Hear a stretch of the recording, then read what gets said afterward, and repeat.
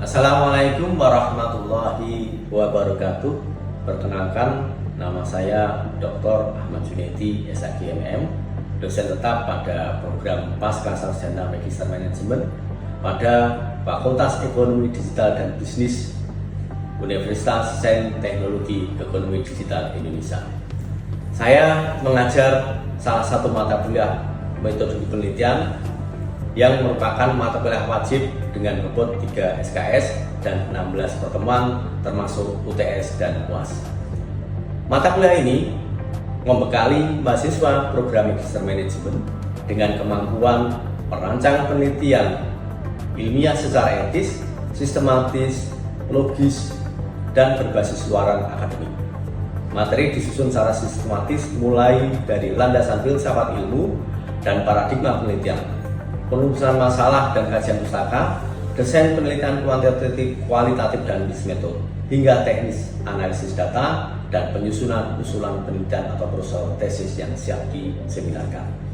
Capaian pembelajaran CPL Prodi yang dibebankan pada mata kuliah metode penelitian ini, CPL 1 sikap, yaitu mampu menginternalisasi nilai, etika, dan integritas akademik dalam melaksanakan penelitian ilmiah. CPL 2 pengetahuan, yaitu mampu menguasai konsep, teori filsafat ilmu, paradigma, dan metodologi penelitian secara mendalam.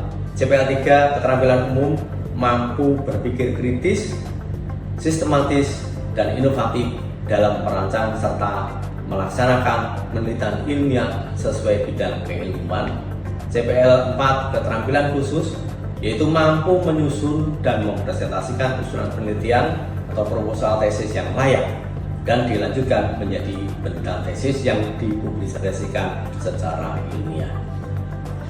Selanjutnya diturunkan menjadi capaian pembelajaran mata kuliah atau CPMK.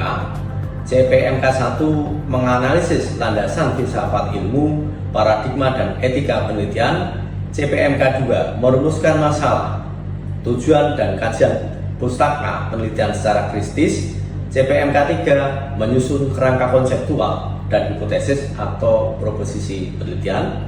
CPMK 4 merancang desain penelitian kualitatif, kuantitatif, dan mixed method. CPMK 5 menentukan populasi sampel, instrumen, teknik analisis data yang valid dan reliable. Dan yang terakhir, CPMK 6 menyusun dan mempresentasikan usulan penelitian tesis secara sistematik dan akademik. Materi pembelajaran 16 pertemuan. Yang pertama, hakikat ilmu, paradigma, dan logika penelitian. Yang kedua, etika penelitian dan integritas akademik. Yang ketiga, identifikasi fenomena masalah, novelty, dan risk gap. Yang keempat, kajian pustaka, state of the art, dan kerangka teori. Yang kelima, kerangka konseptual, hipotesis, dan proposisi. Yang keenam, desain penelitian kuantitatif, kualitatif, dan metode. Yang ketujuh, populasi, sampel, dan teknik pengambilan sampling. Yang kedelapan, instrumen penelitian, validitas, dan reliabilitas. 9, desain penelitian kualitatif, studi kasus fenomenologi, grand teori, dan etnografi. Yang ke-10, teknik analisis data kuantitatif, statistik deskriptif, statistik inferensial, dan SEM-PLS. Dan teknik analisa data kualitatif, coding, analisis tematik, serta yang terakhir etika penelitian dan sistematika penulisan usulan penelitian tesis. Dalam pembelajaran ini saya menerapkan pendekatan DEA, yaitu delivery, interaksi, dan assessment. Ketiga komponen tersebut saya integrasikan dalam pembelajaran yang tidak hanya berorientasi pada penyampaian materi, tapi juga menghasilkan keterlibatan aktif mahasiswa dan bukti capaian pembelajaran. Selanjutnya, saya akan menyampaikan pada kesempatan ini pertemuan ketiga dalam kuliah metode penelitian ini tentang identifikasi fenomena masalah, novelty, dan risk gap. Assalamualaikum warahmatullahi wabarakatuh. Waalaikumsalam warahmatullahi wabarakatuh. Selamat siang. Bagaimana kabar hari ini, saudara sekalian? Baik. Baik. Semangat ya siang-siang. Ya. Baik. Alhamdulillah. Pada kesempatan hari ini kita sudah memasuki materi ketiga. Tapi sebelum kita mulai kuliah pada siang hari ini, kita berdoa sesuai agama dan keyakinan masing-masing. Berdoa mulai. Baik, absen dulu ya saudara sekalian untuk mata kuliah pada siang hari ini. Ya, silakan.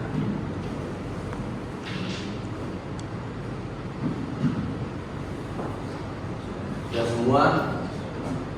Oke. Baik, kita mengawali pertemuan ketiga ini tentang identifikasi fenomena masalah normatif dan subjek. Ya. Nah, ini capaian pembelajaran yang kita lalui hari ini. CPL pertama, CPL 2 ya, tentang pengetahuan. Jadi pengetahuan ini menguasai konsep teoritis, filsafat ilmu, paradigma dan metode penelitian secara mendalam. Capaian pembelajaran dan indikator. Kemudian CPL 3 keterampilan umum, berpikir kritis, sistematik dan inovatif dalam merancang penelitian ilmiah sesuai bidang keilmuan. Jadi saudara-saudara, materi hari ini dirancang untuk menghantarkan saudara-saudara nanti menyelesaikan tugas akhir berupa tesis.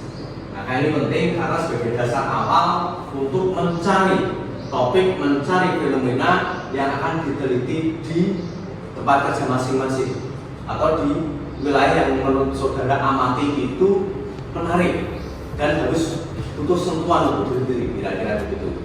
Kemudian CPNK-nya merumuskan masalah, tujuan dan kajian pustaka tentang secara kritis.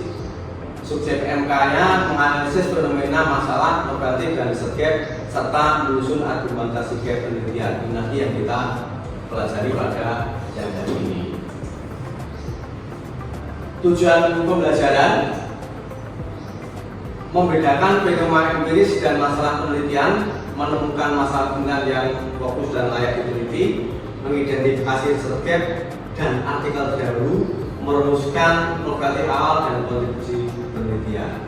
Indikatornya apa? Nanti saudara dikatakan hari ini sudah bisa menerima mata kuliah yang saya sampaikan ini ya, membedakan fenomena empiris dan masalah penelitian. Indikatornya fenomena didukung fakta, masalah dinyatakan sebagai kesenjangan antara kondisi aktual dan kondisi yang diharapkan. Kemudian menemukan masalah penelitian, masalah spesifik ya, masalah spesifik relevan dengan bidang ilmu. Hari ini kita saudara sekalian mulai di manajemen, nanti kita lihat ilmu-ilmu manajemen yang bisa kita gali dari fenomena yang ada. Kemudian mengidentifikasi subjek dan artikel terdahulu. Jadi berangkat penelitian itu, membuat kerangka konseptual itu kita melihat dari penelitian terdahulu yang sudah pernah dilakukan. Kemudian merumuskan normatif awal dan kombinasi penelitian. Normatif konsisten dengan gap serta melihat ada keluar objek, model metode, konteks dan pengukuran. Banyak. Jadi kalau di S1 itu cukup tujuan penelitian cukup mengetahui. Kalau S2 tujuannya mengetahui dan menganalisis. Jadi nanti harus dianalisis. Ini pertanyaan awal. Mungkin sebagian kita sudah kerja semua, sehingga apa fenomena nyata yang membuat topik di tempat kerja atau usaha Anda layak diteliti. Ini yang nanti bisa kita angkat menjadi judul penelitian apa? Dari masalah. Orang biasanya menghindari masalah, dan ini kita mencari masalah untuk penelitiannya. Kira-kira agar bisa menjadi judul tesis. Ada yang kerja? Mbak, kita kerja di mana?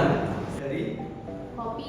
apa yang bisa dilihat dari kopi kira-kira? Saat ini kan lagi ada promo kolaborasi dengan pihak artis luar gitu Pak, jadi ramai sekali. Cuma kan saat ini penempatan saya kan ada di mall. Entah kenapa pengunjung yang ada di mall itu tidak sebanyak seperti pengunjung yang ada store-nya di pinggir jalan. Malah kebalikan ya. Jadi di mall kan harapannya itu orang lalu-lalang banyak ambil, tapi ternyata fenomenanya justru yang di pinggir jalan yang ramai. Iya, jauh lebih Jauh lebih ramai daripada yang di mall. Nah, ini fenomena gap yang bisa digali. Kenapa di mall yang biasanya ramai orang lebih sepi daripada yang dilewati di jalan? Ini bisa diteliti. Ini yang disebut fenomena gap. Jadi sudah ada fenomena yang bisa itu untuk penelitian, nanti untuk bisa untuk judul tesis. ya, bisa 7 derajat dari. Jadi bagaimana apa? Topik sementara berarti apa? Kalau kita melihat kok SPI, yang mana kita lihat variabel dependennya bisa keputusan pembelian. Ya, karena apa? Kok pembelian SPI? Berarti orang beli di sini itu nggak banyak, nggak rame. Apa yang mempengaruhi faktor-faktor kok SPI itu menjadi diluti, sehingga nanti manfaat praktisnya ketika diluti bisa memberikan kontribusi kepada tempat kerja, Mbak Mina. Itu ya kalau kita bicara. Jadi sudah dapat satu judul, Pak.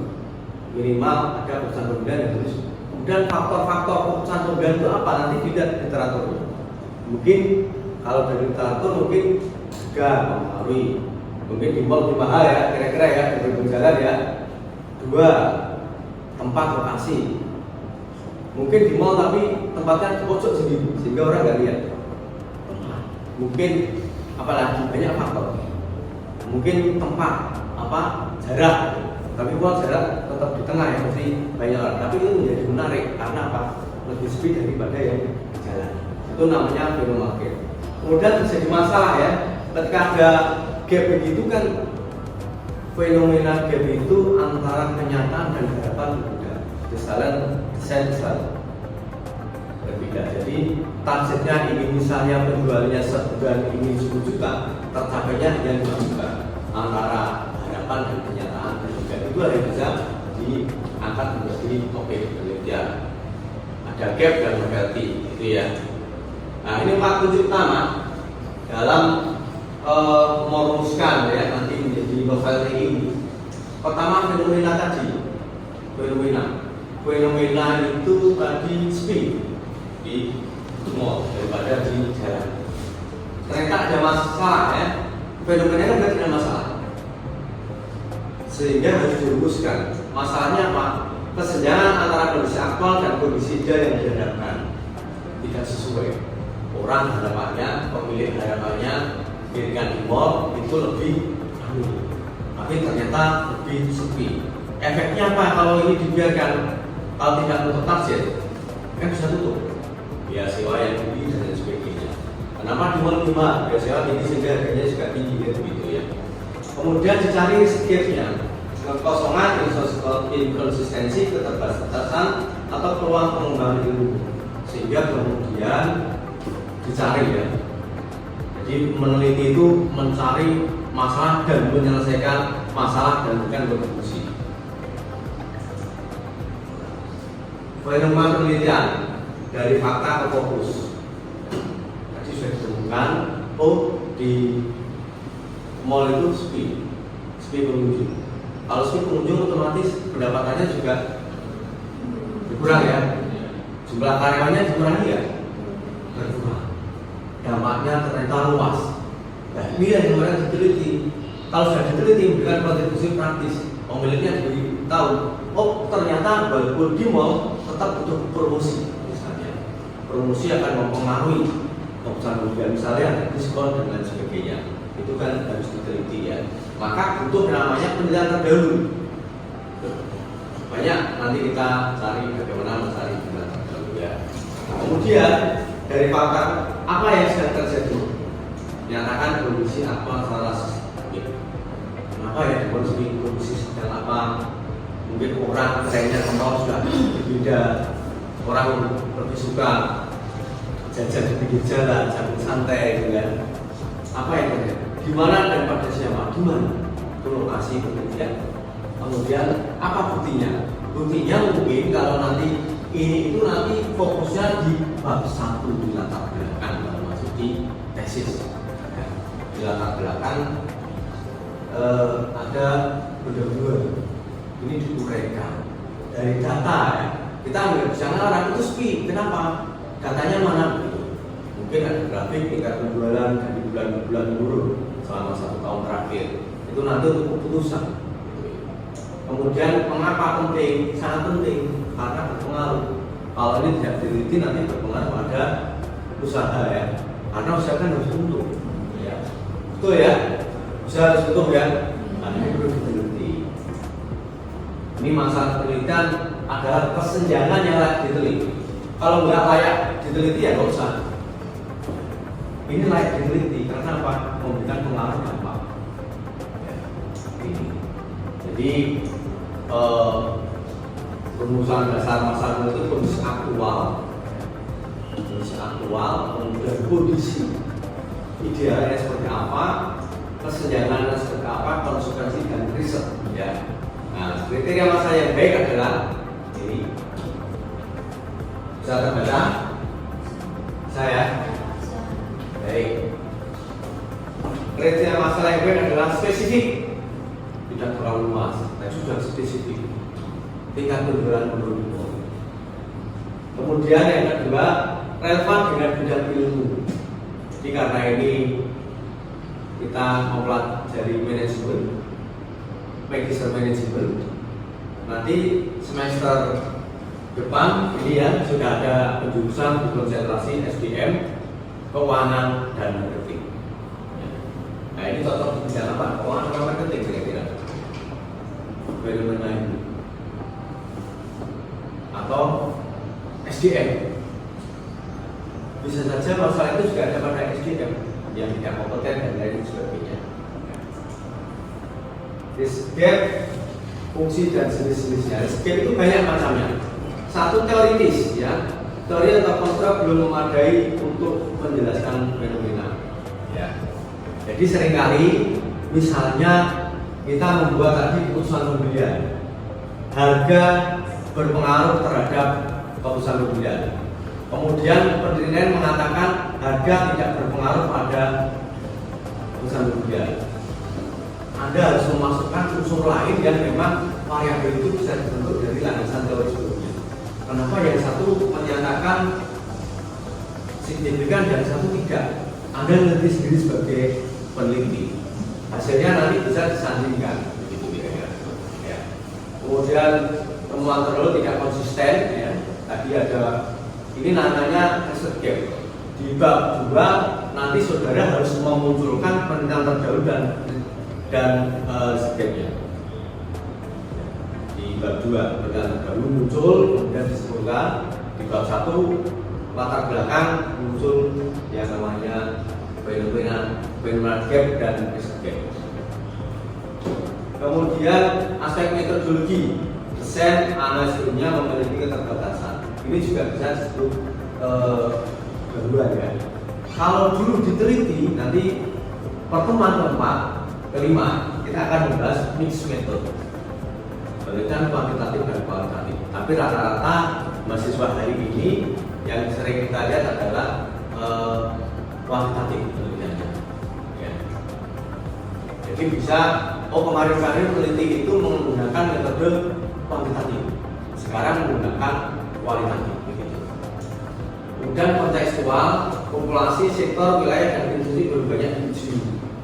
Jadi populasinya kalau begitu nanti kita jelaskan di pertemuan 5 kayaknya populasi dan sektor. Berarti populasinya itu seluruh pembeli pembinaan yang akan dilihat, yang akan diukur, yang akan diteliti. Sampelnya berapa nanti kita begitu pada pertemuan berikutnya populasi dan sektor. Ya. Kemudian pengukuran indikator instrumen belum tepat, belum tervalidasi, praktek atau kebijakan bukan lapangan belum juga bisa terjadi. Nah, ini contoh-contoh risk gap ya. Ada yang ini ada mahasiswa yang lalu membuat risk gap tentang pengaruh kompetensi SDM terhadap kinerja perusahaan. Satu mengatakan signifikan, satu tidak signifikan. Ya. Nah, cara menemukan risk gap dari artikel nanti ada praktek untuk coursework sama menjadi syarat bersama untuk buat tesis di akhir sesi ya, di akhir pertemuan. Yang pertama pemetaan. Pemetaan itu catat teori, variabel, metode, sampel, konteks dan temuan tiap artikel dipetakan. Mensintesis banyak artikel. Artikel A misalnya bicara tentang kinerja perusahaan, teorinya misalnya pakai perilaku organisasi, teori perilaku organisasi. Kemudian variabel yang diuji misalnya hanya potensi SDM, kemudian kepemimpinan. Anda bisa meneliti variabel yang lain yang membedakan dengan seperti yang lain gitu ya. Kemudian perbandingan, cari pola, persamaan, perbedaan, keterbatasan seringkali research gap itu dikaitkan dengan inkonsistensi hasil. Misalnya pengaruh potensi terhadap kinerja perusahaan yang satu signifikan dan satu tidak signifikan, maka ada variabel lain yang bisa mempengaruhi. Bisa variabel mediasi, apa variabel mediasi yang bisa mengatakan kemudian potensi tidak mempengaruhi kinerja perusahaan, saya tahu. Kemudian ada variabel lain di tengah, budaya organisasi perusahaan. Orang kompeten, pintar, skillnya bagus, tapi kalau budaya perusahaan nggak bagus, dia tidak akan melakukan kinerja perusahaan. Itu dapat dari mana? Dapat dari teori atau penelitian sebelumnya, gitu ya. Nah, novelty itu kebaruan yang menjawab gap tadi. Karena ada yang signifikan, tidak signifikan, maka saudara memasukkan variabel baru yang tidak diteliti sebelumnya oleh dua peneliti ini, itu yang disebut novelty atau kebaruan. Biasanya dimasukkan menjadi parameter mediasi atau moderasi. Jadi novelty adalah unsur kebaruan yang muncul karena adanya research gap. Ya. Tapi novelty ini bukan sekedar mengganti lokasi, populasi atau objek penelitian. Ya. Ini. Jadi unsur kebaruan yang muncul karena adanya research gap. Dan novelty bukan sekedar mengganti lokasi. Oh, saya kemarin lokasinya di mall A, saya pindah ke mall B, itu bukan novelty, sama. Ya. Jadi gap riset itu dari hasil penelitian antar variabel yang diuji. Kemudian integrasi kontrak, ya, kontrak itu menggabungkan variabel konsep yang cukup banyak, ya. Kemudian konteksnya beralasan, mekanisme baru dan metode atau instrumen. Ini novelty, termasuk metode menjadi novelty. Nah ini beberapa penelitian yang sering mendapat hibah itu kalau metodenya kuat dan bagus. Sekarang pakai model mixed method. Kalau kemarin kuantitatif, selalu kita mencoba dengan novelty pakai metode yang lain. Sampai sekian yang ditanyakan kira-kira, sudah sekalian. Kemudian alur argumentasi ilmiah ya, yang harus dilihat. Ada fakta empiris tadi, ya, ada urgensinya, kemudian masalahnya apa, literaturnya, ya, kemudian subjek, novelty, dan kemudian kontribusi. Ada rentetan alur argumentasi ilmiah dari fenomena empirik sampai kontribusi penelitian. Ya. Nah, biasanya formula gap settlement itu bisa dimunculkan meskipun studi yang terdahulu telah menjelaskan, sehingga belum mampu menjelaskan ini pada konteks ini, itu bisa menjadi gap. Kemudian urgensi, ya, kemudian literatur, subjek, novelty, dan kontribusi. Kontribusi ini bisa kontribusi teknis dan kontribusi akademik dan kontribusi praktik, ya. Nah, konsistensi adalah novelty harus diturunkan dari gap, bukan itu terpisah dari argumentasi awal, yaitu novelty, ya. Nah, isi materi ini untuk mengubah artikel menjadi sintesis gap penelitian, ya. Nanti saya share ya di grup mahasiswa tempat kerja mahasiswa. Ini tugas untuk bisa mensintesis dan mencari research gap, ya, minimal 5 artikel, ya. Apa itu yang akan dikaji dari artikel-artikel itu? Pertama, teori dan variabelnya. Teori dan variabelnya nanti disebut. Kemudian metode atau konteksnya, metodenya apa? Kuantitatif, kualitatif, mix, atau mendefinisikan penelitian yang lain. Ada desain research juga ada 6 tahap begitu. Kemudian temuan utama dan keterbatasan atau peluang gap. Temuan utamanya apa? Saya tadi meneliti kinerja BUMD, ya, mengatur kompetensi SDM terhadap kinerja BUMD. Temuan utamanya adalah tidak signifikan. Ada temuan yang lain signifikan. Saudara mengkaji itu ada gap yang harus diisi dari penelitian tertentu. Ini catat ya. Nah, ini saya contohkan alur analisis kinerja perusahaan dari topik sampai novelty awal, ya.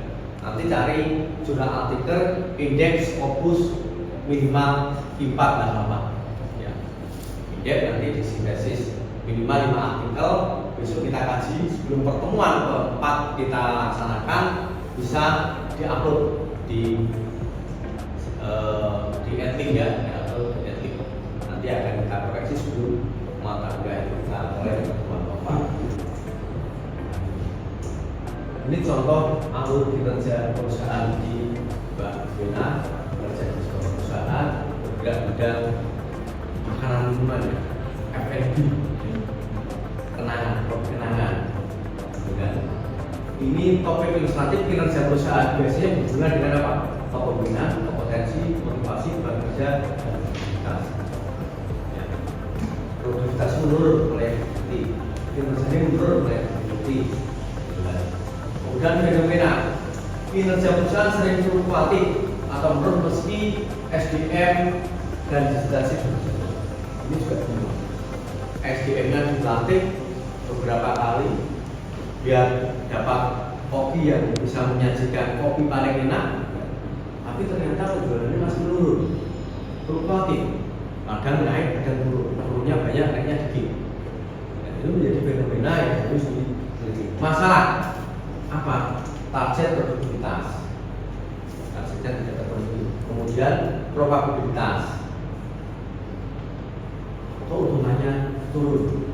Kemudian kualitas layanan belum tercapai secara konsisten. Itu menjadi masalah yang bisa diteliti. Minimal saudara-saudara ada gambaran, ya, ada gambaran. Mulai sekarang sudah menentukan topik penelitian, mulai dengan fenomena yang ada di tempat kerja masing-masing. Dan sejak temuan terdahulu masih konsisten. Mekanisme kepuasan dan kerja akan disebut sebagai moderator berpuas. Ini misalnya contoh ternyata, kan? Berarti apa? Model yang sebesar kepuasan untuk menjadi pengaruh apa saja terhadap kinerja. Berarti apa itu sudah dicari nanti yang saya berikan tugas untuk bisa tadi non sintesis banyak artikel. Saudara nanti mencari 5 artikel yang terindeks fokus 5. Nanti disintesis, dikaji dari variabelnya, ya, variabelnya apa saja, teorinya yang membaca apa saja, kemudian dari metodenya, kemudian temuan utama dan kontribusinya. Nanti bisa untuk tugasnya jelas ya sekalian. Nah, ini tugas ya. Nanti tugasnya menganalisis secara individual, kemudian minimal 5 artikel, buat dalam panjang 2-3 halaman dan daftar pustaka ya, unggah di Edlink. Kemudian sebelum kita nanti pertemuan keempat semuanya sudah selesai ya. Sampai di sini ditanyakan tentang tugas ini, aman? Aman ya. Oke, kalau aman kita akan ketemu pada pertemuan berikutnya. Ya, pertemuan berikutnya. Saya harap tugas sudah di upload di Edlink semua sehingga pertemuan minggu depan kita sudah bisa melihat escape dan potensi jujur pada tesis saudara. Begitu, saudara sekalian, cukup? Cukup. Saya ditanyakan, saya tunggu tugasnya sebelum pertemuan keempat diupload. Demikian, terima kasih. Kurang lebihnya mohon maaf. Assalamualaikum warahmatullahi wabarakatuh.